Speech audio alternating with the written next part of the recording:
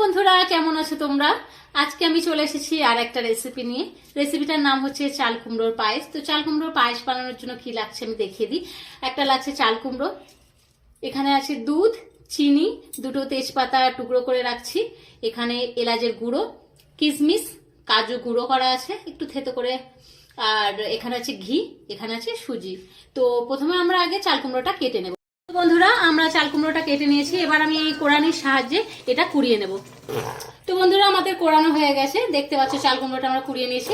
এবার আমরা গ্যাসটা অন করে নেব। আমি কড়াই বসিয়ে নিয়েছি, এবার কড়াইটা গরম হলে এর মধ্যে আমরা ঘিটা দেব। কড়াই আমার গরম হয়ে গেছে, এবার আমি ঘিটা দিয়ে দেব।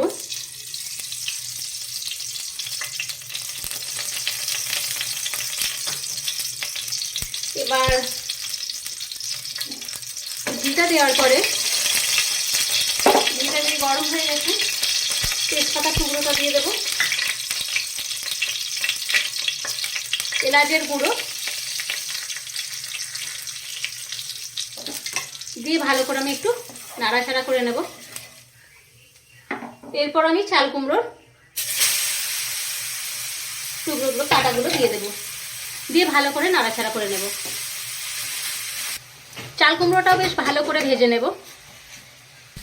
চাল কুমড়োটা আমার ভাজা হয়ে গেছে, এবার আমি সুজিটা দিয়ে দেবো। সুজিটা দিয়ে ভালো করে চাল কুমড়োর সাথে মিশিয়ে নেব, বেশ ভালোভাবে নাড়াচাড়া করে নেব। বেশ লাল লাল করে ভেজে তারপর আমি দুধ দেবো। আগে সুজিটা ভালোভাবে লাল লাল করে ভেজে নিই। সুজিটা আমার ভাজা হয়ে গেছে, এবার আমি দুধটা দিয়ে দেবো।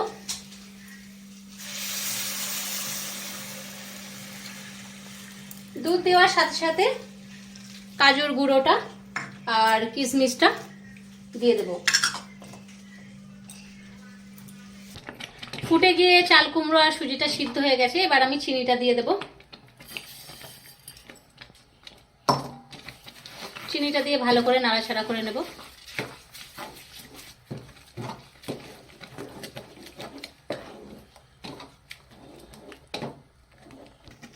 চাল কুমড়োর পায়েস আমাদের হয়ে গেছে। চিনি থেকে যে জলটা বেরিয়েছে, রসটা হয়েছে, সেই রসটাতেই আমরা আর একটু নাড়াচাড়া করে নামিয়ে নেব।